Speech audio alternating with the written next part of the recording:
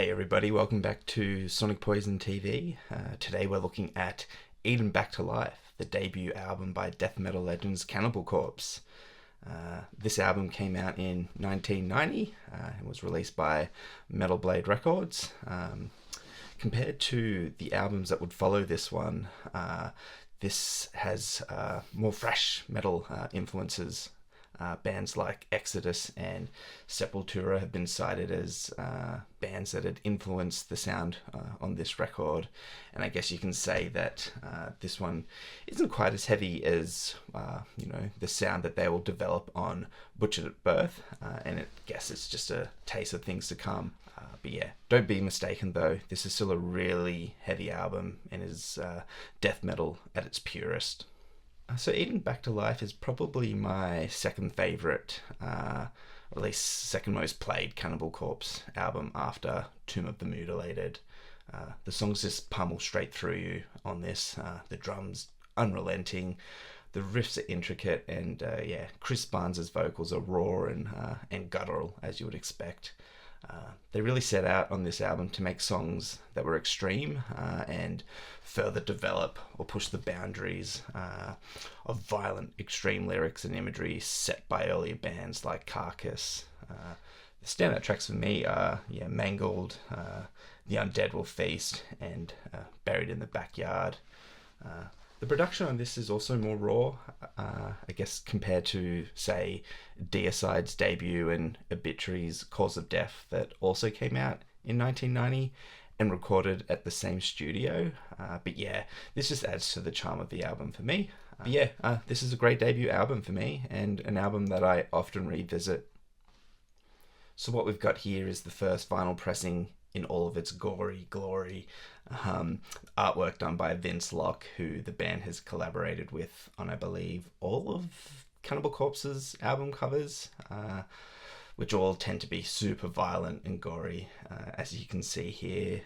Just look at this zombie dude kind of eating himself. Kind of a perfect representation of what the band is, and a lot of their lyrics. Yeah, just look at that. Fantastic album artwork, in my opinion. The first press was released by Metal Blade Records, and it comes with a double-sided printed inner sleeve with lyrics on both sides, as you can see here. Not sure if the pressing numbers on this have ever been made known, but the first pressing was the only official vinyl pressing until around 2009, I believe, when this got a reissue on a few different colours. It's also received a number of reissues since then, all of which have the new Cannibal Corpse logo on them, which I don't feel is right. I feel like the original logo is so much better, but obviously can't be used due to copyright issues after Chris Barnes left the band. And yeah, here's a quick look at the vinyl. Black vinyl, black and white labels, Metal Blade Records logo there. Pretty standard stuff. Yeah, pretty cool. I've also got a first US pressing of the cassette here. You can see the design is a little different compared to the vinyl version here. The little zombie dude kind of facing the other way. There are a few different pressings of the cassette as well, and this version was released by Caroline Records and Death Records.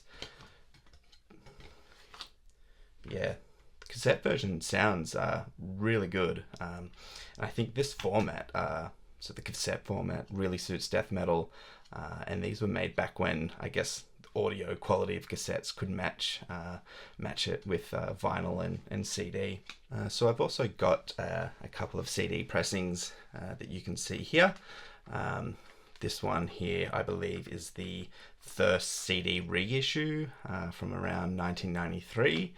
And then, this one here is a even later reissue from about 2008, I believe.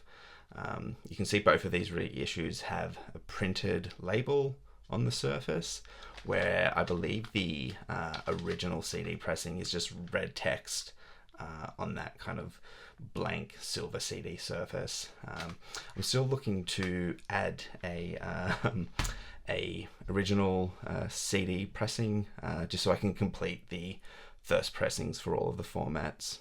But yeah, that's it. Eden Back to Life. What a great debut album.